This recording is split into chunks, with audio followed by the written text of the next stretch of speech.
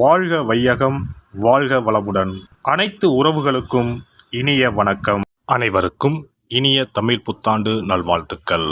ஒவ்வொரு ஆண்டும் புத்தாண்டு பிறக்கும் சமயத்தில் எல்லோருமே எதிர்பார்ப்பது இந்த ஆண்டிலாவது நல்லவை நடக்குமா என்பதையெல்லாம் தெரிந்து கொள்ளத்தான். அதற்கு முக்கியமான காரணம் கடந்த ஆண்டில் சந்தித்த பிரச்சனைகள் தீரணும், புத்தாண்டில் புது வசந்த வாழ்க்கை பிறக்கணும் என்ற எண்ணம்தான். ஒவ்வொரு வருடமும் பிறக்கும் சமயத்தில் உள்ள கிரக நிலைகள், அந்த வருடத்தில் ஏற்படக்கூடிய கிரக மாற்றங்கள், இதையெல்லாம் கணக்கிட்டு ஒவ்வொரு ராசிக்கும் என்ன மாதிரியான பலாபலன்கள் ஏற்படும் என்பதை கணிக்க முடியும். அந்த வகையில் சுழற்சியாக மீண்டும் மீண்டும் வரும் 60 தமிழ் ஆண்டுகளில் தற்போது பிறக்க இருப்பது 40வது தமிழ் வருடமான பராபவ வருடம். இந்த பராபவ வருடம் 14/4/2026 செவ்வாய்க்கிழமை அன்று கிருஷ்ணபட்சம் துவாதசி திதியில் சதயம் நட்சத்திரத்தில் கும்ப ராசியில் புதன் ஹோரையில் வைத்திருதி நாமயோகத்தில் நேத்திரம் ஜீவனற்ற பஞ்சபட்சியில் மயில் துயில் கொள்ளும் நேரத்தில் புதன் தசை ராகு புத்தியில் பிறக்கின்றது.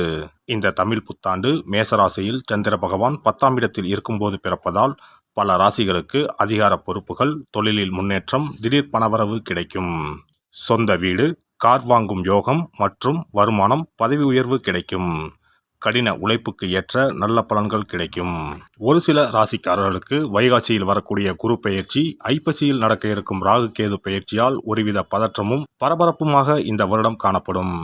தேவையற்ற கோபம், வேண்டாத தர்க்கம் இதெல்லாம் தலை தூக்கும். புதிய வகை நோய் தொற்றுகளின் தாக்கம் இருக்கும். இதில் கூறப்பட்டிருக்கும் பலன்கள் பொது பலன்களே. அவரவர் ஜாதகத்தில் நடைபெறும் தசாபுத்தியை பொறுத்து நன்மை தீமையான பலன்கள் கூடலாம் அல்லது குறையலாம். பராபவ வருடம் முழுவதும் வாழ்க்கை வசந்தமாக இருக்க அவரவர் குலதெய்வத்தையும் இஷ்ட தெய்வத்தையும் வழிபடுங்கள். அவரவருக்கு உரிய பரிகாரங்களை செய்வதன் மூலம் வாழ்க்கை பசுமையாக இருக்கும். பிறக்கப் போகும் இந்த தமிழ் புத்தாண்டில் உங்கள் வாழ்வில் வளமும் நலமும் செல்வ செழிப்பும் பெற்று வாழ்வின் உயரிய நிலையை அடைய எல்லாம் வல்ல எம்பெருமானை வேண்டி விரும்பி கேட்டுக்கொள்கிறேன். கும்பராசி அன்பர்களே, ஜென்மசனி விலகின சந்தோஷத்தில் இருக்கக்கூடிய உங்களுக்கு இந்த தமிழ் வருடத்தின் தொடக்கத்தில் உள்ள கிரக நிலைகளும் சாதகமாகவே இருக்கின்றது. அதோடு வரக்கூடிய குரு ராகு கேது பெயர்ச்சிகளுக்கு பிறகு மேலும் பல அனுகூலங்கள் உருவாகும். இந்த ஆண்டு நிலவக்கூடிய கோல்சாரங்களையும் கணக்கிட்டு பார்க்கும்போது இது உங்களுக்கு அல்லவை குறைந்து நல்லவை அதிகரிக்கக்கூடிய காலகட்டமாக இருக்கும். அதே சமயம் வீண் ரோசம் தவிர்ப்பது முக்கியம். அலுவலகத்தில் உங்கள் திறமை பேசப்படும். பதவி, இடமாற்றம், உயர்வுகளை கொஞ்சம் பொறுமையா இருந்தா நிச்சயம் பெறலாம். மேல் அதிகாரிகள் ஆதரவு அதிகரிக்கும் போது பழைய கசப்புகளை மறந்துடுறது நல்லது. புதிய பொறுப்பு வரும்போது கவனமான கடினமான உழைப்பு அவசியம். முயற்சிகள் தான் முழு வெற்றி தரும். இல்லத்தில் இனிமை இடம் பிடிக்கும். அது நிலைக்க வேண்டும் என்றால் உங்கள் செயல்களில் பணிவும் வார்த்தைகளில் அன்பும் இருக்க வேண்டும். பெற்றவங்க பெரியவங்க பேச்சை கேட்டா சுபகாரிய தடைகள் விலகும். பெண்கள் சமையலறையில் கவனமாக இருக்க வேண்டும். வீடு, வாகன வசதி வரும். விலை உயர்ந்த பொருட்களை இரவல் தரவோ பெறவோ வேண்டாம்.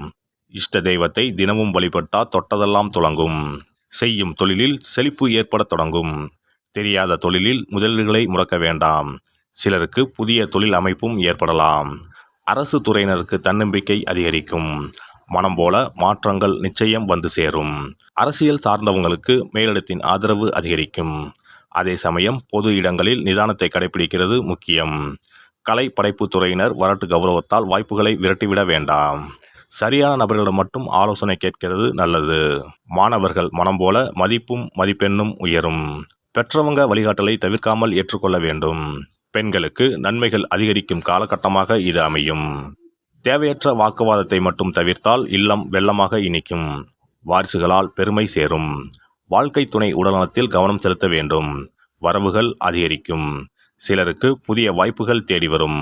வாகன பயணத்தில் வேகம் சோகத்திற்கு வித்திடலாம். வழிபாதை விநாயகரை மறக்காம வணங்குங்கள். அடிவயிறு, கீழ் முதுகு தண்டுவட உபாதைகள், காய்ச்சல், சுளுக்கு உபாதைகள் வரலாம். இந்த வருடம் ஒரு முறை திருநள்ளாறு திருத்தலம் சென்று சுவாமி, அம்பாள், சனி பகவானை வணங்கிவிட்டு வாருங்கள். சனிக்கிழமைகளில் பெருமாளை கும்பிடுங்கள், சந்தோஷங்கள் நிறையும். தமிழ் புத்தாண்டு சித்திரை முதல் நாளில் ராசிக்கு உரிய தெய்வங்களை வழிபடுவது நற்பலன்களை தரும். சென்னை குன்றத்தூர் முருகன், மதுரை மீனாட்சி அம்மன், திருப்பதி பெருமாள் மற்றும் பழனி முருகன் போன்ற பிரசித்தி பெற்ற கோயில்களுக்கு சென்று சிறப்பு அபிஷேக அலங்கார வழிபாடுகளில் கலந்து கொண்டு புத்தாண்டு சிறக்க வழிபடலாம். ராசி வாரியாக வழிபட வேண்டிய தெய்வங்கள்: மேசராசி முருகன் விநாயகர், ரிஷபராசி லட்சுமி பெருமாள், மிதுன ராசி மீனாட்சி அம்மன் பெருமாள், கடகராசி அம்பாள் சிவன், சிம்ம ராசி சூரியனார் சிவபெருமான். கன்னி ராசி மகாலட்சுமி பெருமாள். துலாம் ராசி மகாலட்சுமி திருப்பதி பெருமாள். விருச்சிக ராசி பழனி முருகன். தனுசு ராசி தட்சிணாமூர்த்தி. மகர ராசி சனி பகவான் ஐயப்பன். கும்பராசி சனி பகவான் சிவபெருமான். மீனராசி குரு பகவான் பெருமாள். சிறப்பு வழிபாடு தலங்கள் மதுரை மீனாட்சி அம்மன் திருக்கோவில், பழனி தண்டாயுதபாணி திருக்கோவில், திருவண்ணாமலை அண்ணாமலையார் திருக்கோவில், ஸ்ரீரங்கம் ரங்கநாதர் திருக்கோவில்.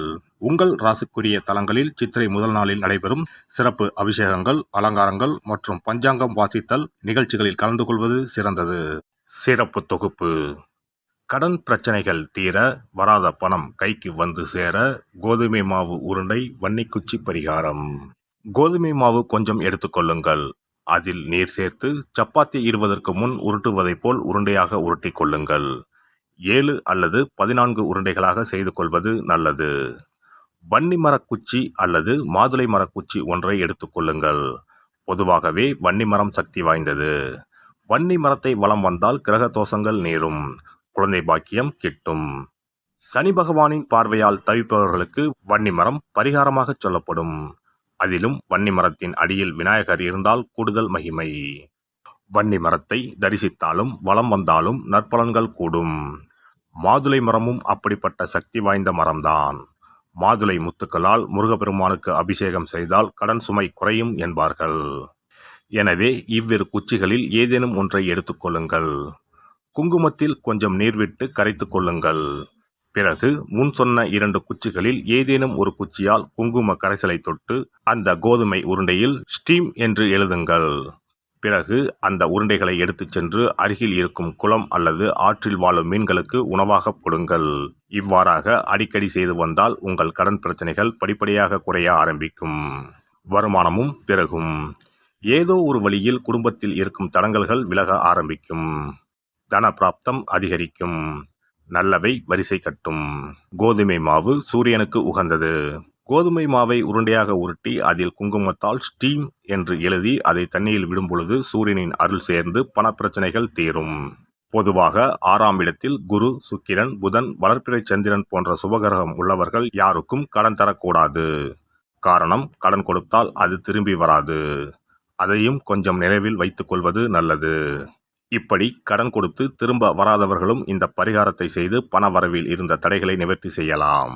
எல்லாம் வல்ல இறையருளால் நீங்களும் உங்கள் அன்பு குடும்பமும் உடல் நலம், நீலாயுள், நிறை செல்வம், உயர் புகழ், மெய்ஞானம் ஓங்கி வாழ்க வளமுடன்.